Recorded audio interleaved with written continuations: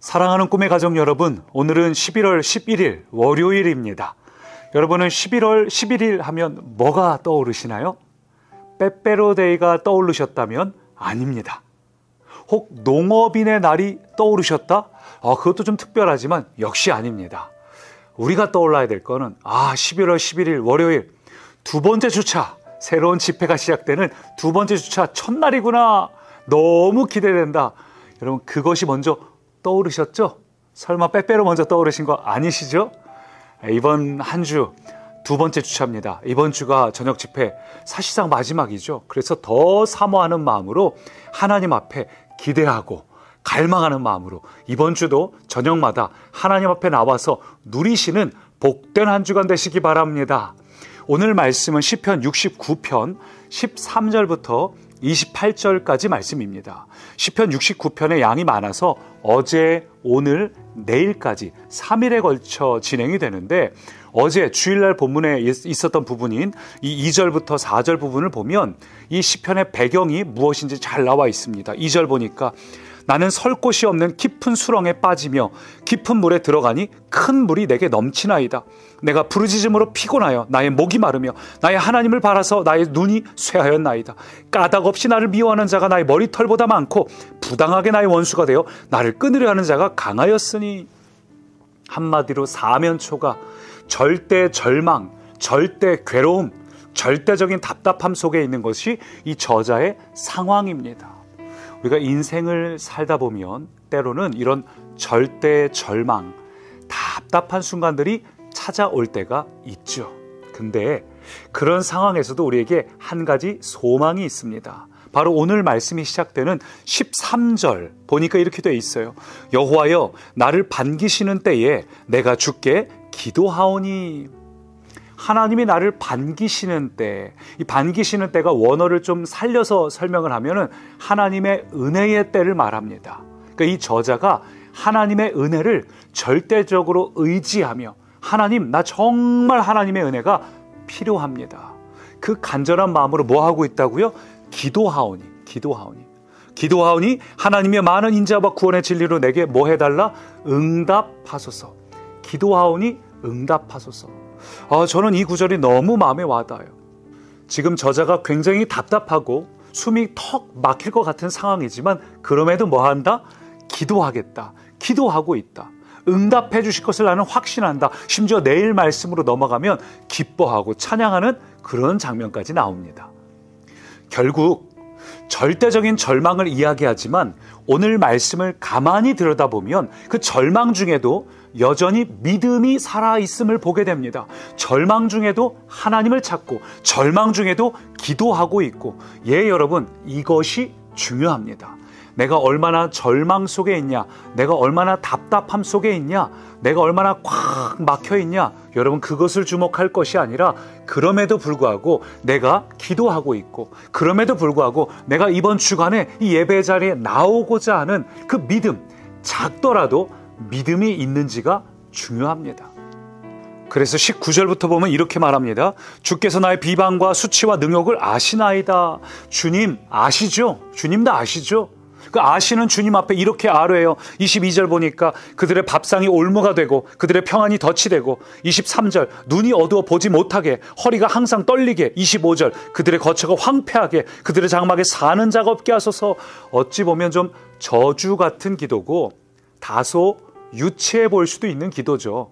뭘 사랑하거나 품거나 아니면 뭐 은혜를 주셔서 이길 수 있는 믿음을 달라고가 아니라 솔직하게 고백하는 기도, 조금은 유치해 보일 수도 있는 기도.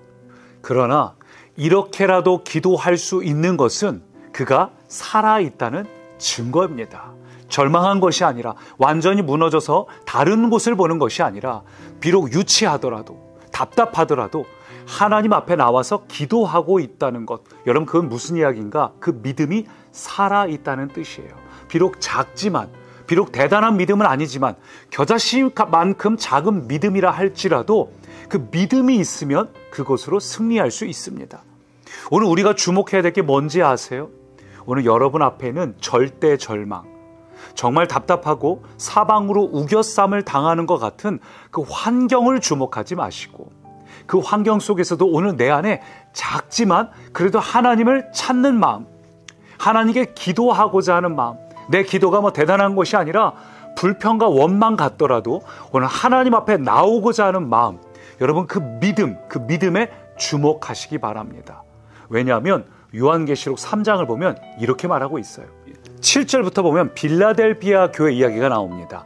특히 3장 8절 보니까 내가 내 행위를 아노니 내가 작은 능력을 가지고서도 내 말을 지키며, 빌라델비아 교회는 서머나 교회와 더불어서 칭찬만 들었던 교회입니다. 근데 그 칭찬이 무엇입니까? 네가 작은 능력을 가지고도 내 말을 지켰다고 말합니다.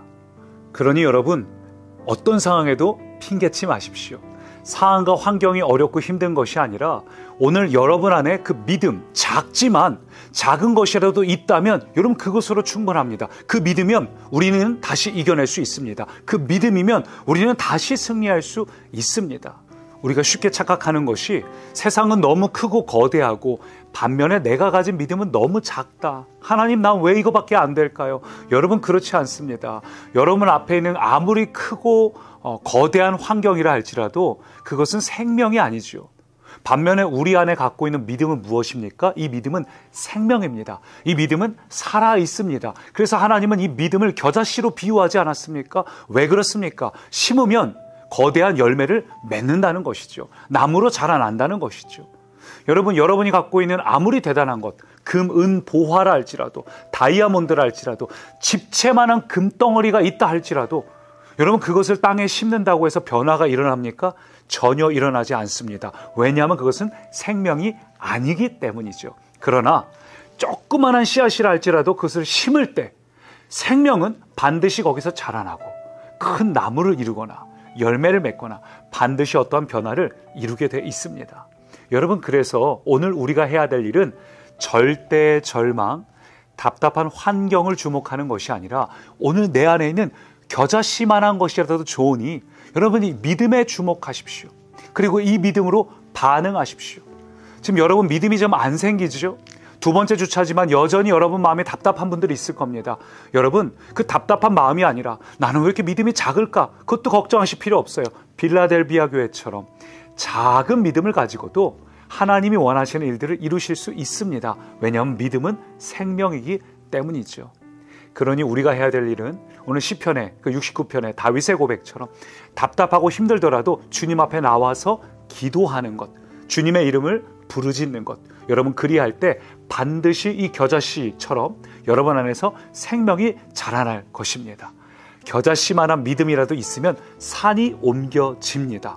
여러분 앞에 있는 문제, 아무리 거대한 문제라도 그것보다 여러분 안에 있는 그 생명되는 믿음, 이 믿음으로 넉넉히 승리하시고, 특별히 이 한 주간 동안 여러분 안에 있는 이 믿음이, 겨자씨만한 믿음이 자라나서 여러분 앞에 있는 그 산을 옮기는 일들을 경험케 되기를 축원합니다. 살아계신 하나님, 작은 믿음을 보는 것이 아니라 작은 믿음이 생명임을 주목합니다. 문제를 주목하는 것이 아니라 이 생명된 믿음, 작은 믿음이지만 자라날 믿음, 이 믿음이 우리 안에 커지게 하시고 이 기간 동안 우리 안에서 주님 앞에 나와서 믿음으로 발버둥 치고 씨름하는 모든 성도들 가운데 산이 옮겨지는 일을 경험케 하옵소서. 예수님 이름으로 기도드립니다. 아멘. 다시 한번 부흥을 주소서.